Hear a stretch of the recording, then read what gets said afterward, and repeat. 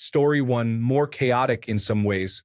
There would not have been the internet infrastructure to support Zoom and other work from home or school-at-home options.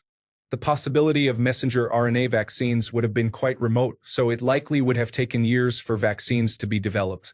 Story 2. Vaccine development would have taken much longer. Catalin Carrico and Drew Weissman deserved that Nobel Prize. We are still discovering what we can do with that technology. As a result, many more people would have died, and we would be much less prepared for the next pandemic. Adherence to wearing a mask would have been much higher because the internet existed in 1995, but only enthusiasts like me were on it, so the widespread echo chamber of misinformation had not yet emerged. Story 3. There would have been chain emails about it, stating that if you did not forward them to 10 people within 10 minutes, you would get coronavirus disease. Story 4. I think a lot of the information and technology points are correct, but I also believe it would not have spread anywhere near as much. People did not travel internationally as much back then. Story 5. I imagine it would have been smoother in some ways. People would check in daily on the news for guidance, and that would be their only source, so they would follow it. Basically, the big three television networks. They would follow mask mandates. The whole idea of 2 weeks to flatten the curve would work because people would follow the guidelines and stay indoors. Basically how Australia did it in 2020. You would not have the disinformation campaigns, every uninformed person with a social media account saying it is just a cold, less anti-vaccine nonsense, less spread of conspiracies. There was much less of the villainizing of people like they did to Dr. Fauci. It would be worse in some ways. Slower vaccine development, a quarter century less scientific advancement. But I believe it would be more unified, us against the virus instead of us against disinformation. Story 6. In 1995, the President of the United States was Bill Clinton. He accomplished a $69 billion budget surplus by the third year of his first term. He projected that a cure for acquired immunodeficiency syndrome and a vaccine to prevent further infection would be developed. He instituted an accelerated drug approval process for human immunodeficiency virus medications and succeeded in passing legislation forming the State Children's Health Insurance Program, a new initiative to provide health coverage to up to 5 million children. He also boosted National Institutes of Health funding by 40% to an average of $12.7 billion annually.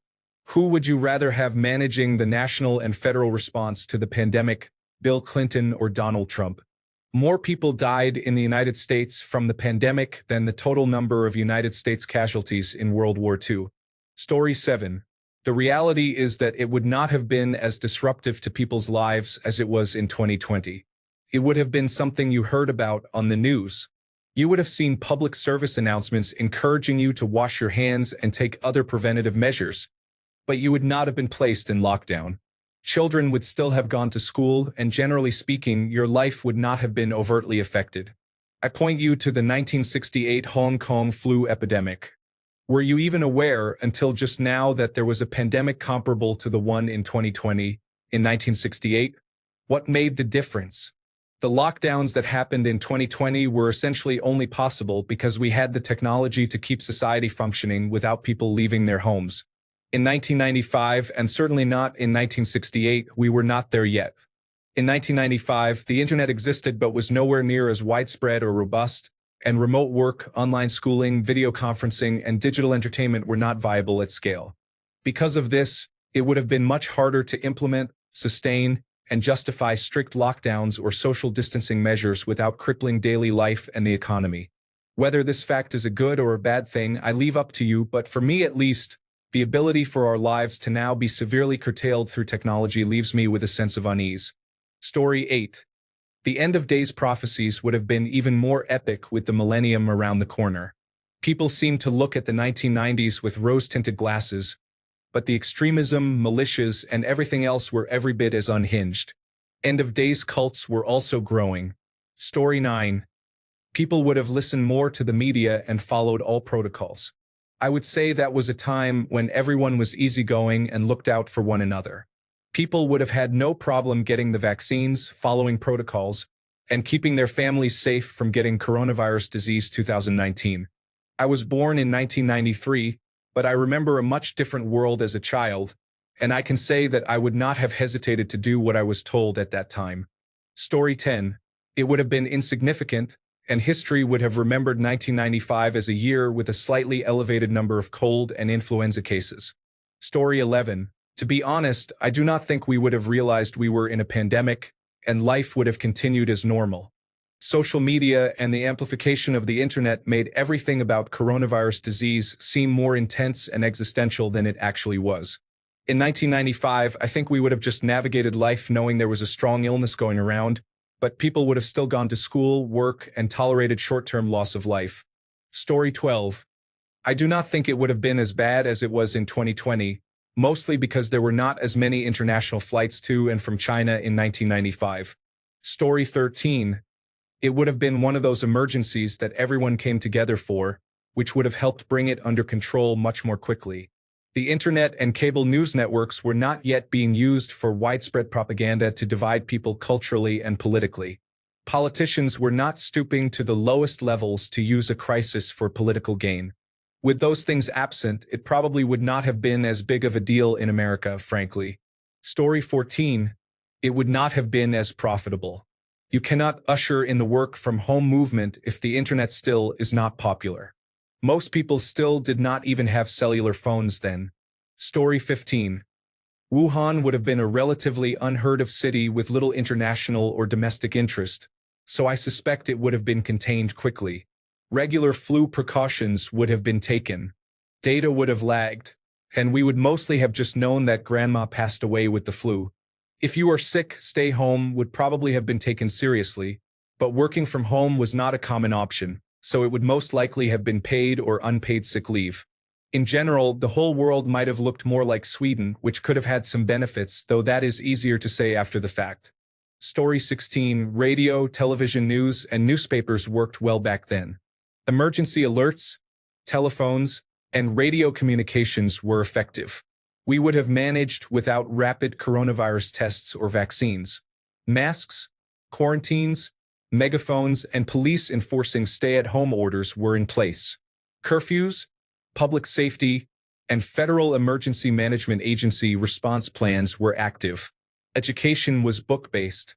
We might have been better off because the rapid spread of misinformation would not have existed as it does today, which contributes to the current challenges. Story 17. It would have been significantly easier to control the population regarding information dissemination. There was probably a much smaller opposition to the vaccine. Story 18. It would have taken much longer to get a vaccine, but many more people would have received it without all the insane conspiracies. More people probably would have died overall due to the delay in vaccine rollout and the increased opportunity for the virus to spread and mutate.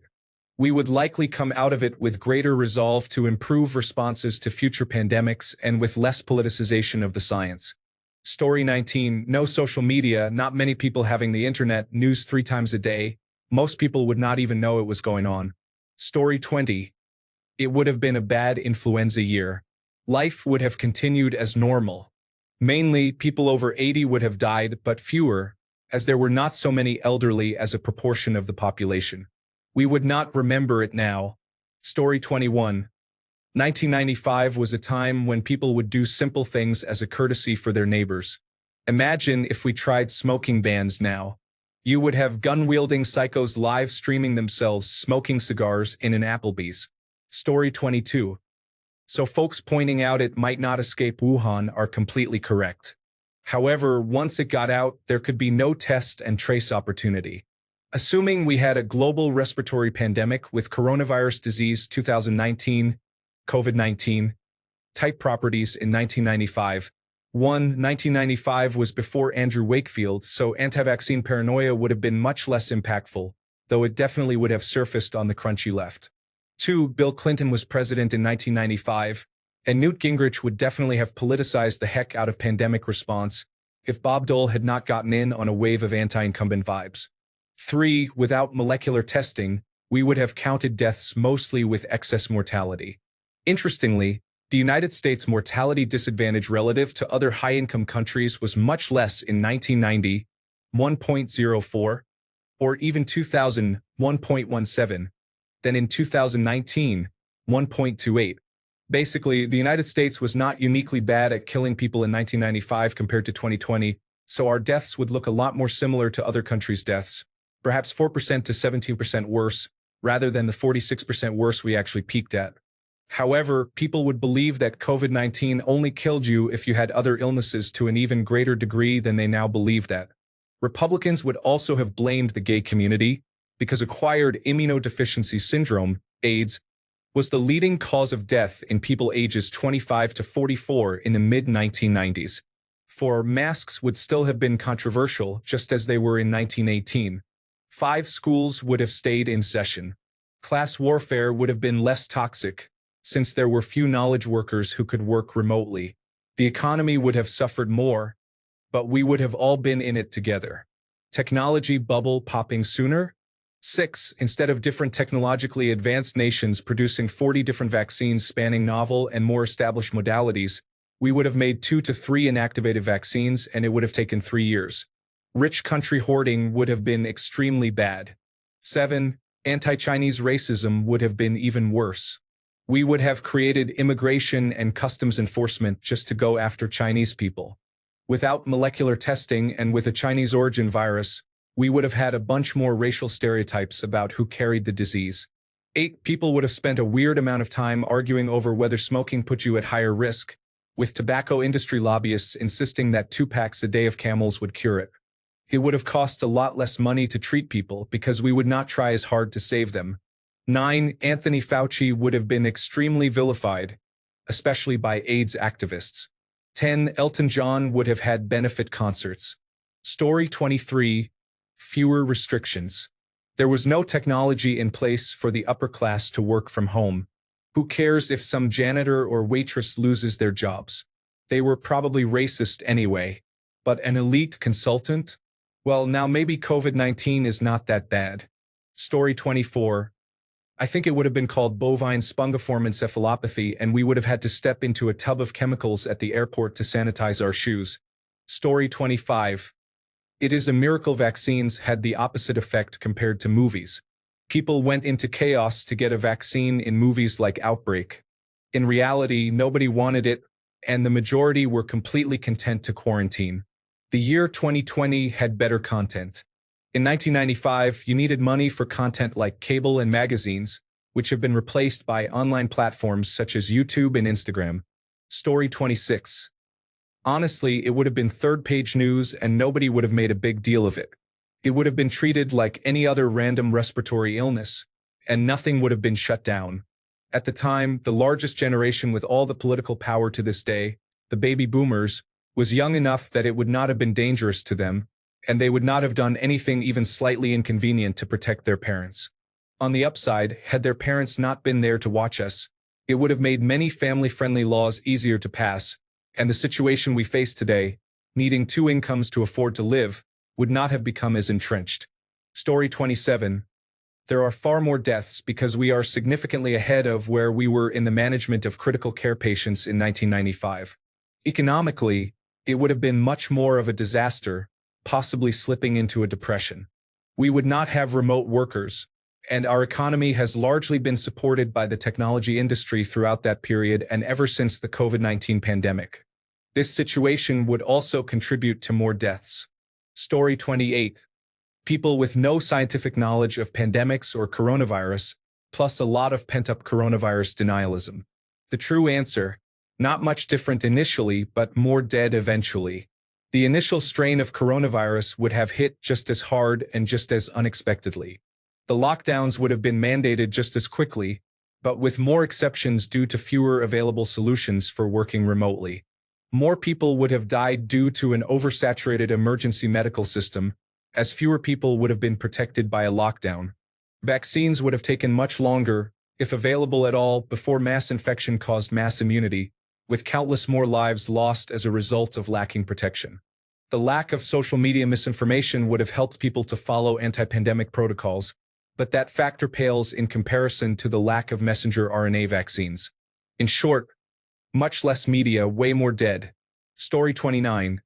The death toll would have been significantly higher if multiple effective vaccines were not available within approximately a year of the virus first being mentioned in the news. Story 30. quantum leap in Chinese biochemical weapon manufacturing capabilities. This may lead to further advancements and dominance in other fields. Meanwhile, the West either invests more resources in scientific research or submits to the Chinese leadership. Story 31. I have found archived documents about government measures for the swine flu pandemic. Make sure to wash your hands and open windows. That was it. My guess for 1995. Oh, people are dying. Let's move on. Nothing to see here. Story 32. I was thinking that gain-of-function research was not being conducted in 1995, but I was wrong. As early as 1928, experiments were being done that enhanced the virulence of viruses and bacteria.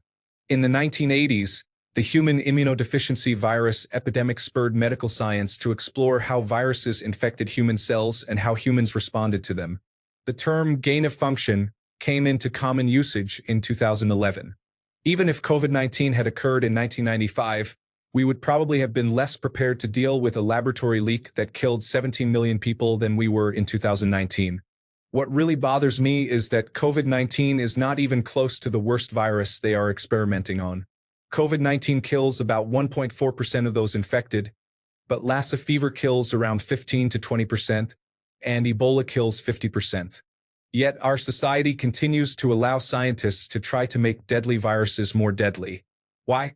And why would our National Institutes of Health be funding virus research in a communist Chinese People's Liberation Army-owned research institute? The National Institutes of Health funded research at the Wuhan Institute of Virology through a subaward to EcoHealth Alliance. The specific project aimed to understand how bat coronaviruses evolve naturally and have the potential to spread to humans. However, there is significant debate and conflicting information regarding the nature of this research and whether it constituted gain-of-function research, which involves modifying viruses to increase their transmissibility or lethality. Key points and details. National Institutes of Health funding and EcoHealth Alliance. The National Institutes of Health provided grant funding to EcoHealth Alliance, a nonprofit organization. EcoHealth Alliance then collaborated with the Wuhan Institute of Virology, providing a subaward to conduct research as part of this grant. Controversy and denials. There have been accusations that EcoHealth Alliance facilitated gain-of-function research at the Wuhan Institute of Virology with National Institutes of Health funding. Former National Institutes of Health Director Dr. Anthony Fauci repeatedly denied that the National Institutes of Health funded gain-of-function research at the Wuhan Institute of Virology. National Institutes of Health admission and generic term. More recently, Dr. Lawrence Tabak, the National Institutes of Health Principal Deputy Director, acknowledged that the National Institutes of Health did fund gain-of-function research in Wuhan when using the generic term to describe it. This suggests a disagreement over the specific definition of gain-of-function research and which types of experiments conducted at the Wuhan Institute of Virology fell under this category. Concerns over oversight and compliance. There have been concerns about EcoHealth Alliance's compliance with grant requirements, including failing to report potential gain-of-function experiments and submitting reports late. A Government Accountability Office report from 2023 highlighted gaps in National Institutes of Health oversight of awards with foreign subrecipients. Funding suspension and debarment. In recent years, funding for EcoHealth Alliance has been suspended and then formally debarred by the Department of Health and Human Services, citing concerns about non-compliance and biosafety violations at the Wuhan Institute of Virology. The Wuhan Institute of Virology has also been debarred from receiving United States government funding. In summary, while the National Institutes of Health did fund research at the Wuhan Institute of Virology through a subaward to EcoHealth Alliance, the debate over whether this specifically constituted dangerous gain-of-function research and the level of oversight of the project remains a complex issue with differing perspectives. SARS coronavirus 2 and National Institute of Allergy and Infectious Diseases supported bat coronavirus research sought to understand how bat coronaviruses evolve naturally and have the potential to spread to humans. The National Institutes of Health refutes EcoHealth Alliance's testimony. Members pressed former acting National Institutes of Health Director and current Principal Deputy Director, Dr. Lawrence Tabak, to explain numerous inconsistencies between testimonies. The Government Accountability Office report in 2023 highlighted federal research oversight issues. The National Institutes of Health could take additional steps to improve oversight of grants and subawards, especially those involving foreign recipients. Story 33. Oh my God. My whole life would be different. I had never met my adoptive family. The idea made me panic a little bit. Story 34. People would not have become obsessed with cooking without social media algorithms influencing them. Story 35. I don't think it would have been better, but I do believe that being anti-vaccine would not have been as prevalent. I feel like 2020 created so many pseudoscientific echo chambers that people still have not gotten out of, just dug deeper into. Story 36. Speaking as a doctor, I can summarize my answer in 2 words, oh and shit, preferably in all caps. Story 37. People in 1995 would better respect the seriousness of the plague. They would be more considerate and empathetic. They would come together more easily and not make a global disease into a partisan issue. However, without the technology to rapidly develop the vaccine, they would probably be worse off. Story 38. It would not have spread as quickly outside of China.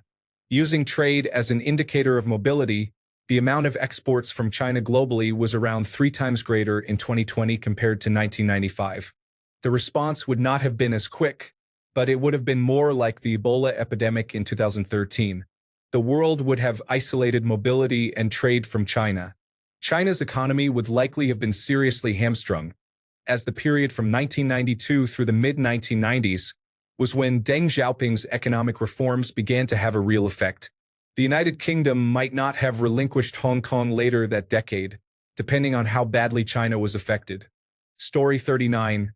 No internet, but on the upside, people would probably stay put instead of defying orders and inventing false conspiracies. Story 40. Dr. Anthony Fauci would be promoting azithromycin to the general population instead of testing it on minority communities. We definitely would not have a vaccine and would still be on lockdown trying to flatten the curve. Story 41. Clinton would have handled it a lot better than Trump.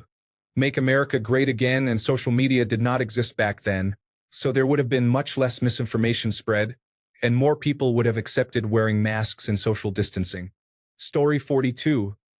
People would not be fighting each other about basic medical practices such as wearing a mask. Conspiracy theorists would have stayed in their small circles under the bridge instead of in the White House. Story 43. The country would have united for the most part, unlike during the coronavirus pandemic when the political right and former President Donald Trump began spreading lies and misinformation immediately. We did not have as much fake right-wing news and chaos back then. It was relatively united before social media, Donald Trump, and Make America Great Again. Things made more sense. Story 44. Chandler would have married Janice, and Ross and Rachel would have never gotten together. Monica would have gained weight again, and Phoebe would have become an anti-masker. Joey would have died. Story 45. Working from home was almost non-existent. Offices would have required longer working hours, and many people would have had to choose between their health and their paychecks. Story 46. Severe acute respiratory syndrome coronavirus 1 was an issue in 2003. It was mostly contained within a year, and although people were alarmed, the impact was not severe. A world that is far more interconnected has some disadvantages when it comes to the spread of viruses. Story 47. 1995 is the same year Newt Gingrich first became Speaker of the House and enacted the Republican Party before country agenda, which they referred to as their contract with America. He would likely have done everything within his power to obstruct the Clinton administration from enacting any meaningful solutions. Add to that the lack of scientific advancement at the time, and we would probably be much worse off, as there would not have been rapid vaccine development. The only advantage is that air travel was not as common, so perhaps the virus could have been contained in Asia or at least traveled more slowly. Of course, that means we also would not have had 5G microchips implanted in the vaccination process either. Story 48. I have no evidence of this, but I think the September 11th attacks would not have happened. Therefore, the United States invasions of Iraq and Afghanistan would not have occurred. While vaccines would have taken longer to develop, the anti-vaccine movement was far smaller and not as effective. As a result, people would have complied with health officials' recommendations, leading to a lower rate of infection. These changes alone would result in a different world in 2025. Story 49. It would have been treated like a bad flu season. I am not convinced it would have been described as anything else. Story 50. Complete economic collapse. No remote work infrastructure, no widespread internet for business continuity, no video calling for meetings.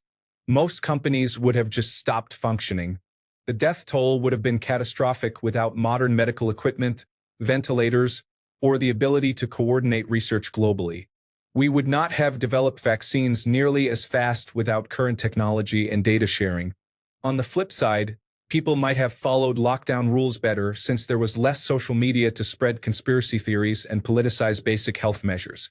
But honestly, society in 1995 was not set up to handle a pandemic like that.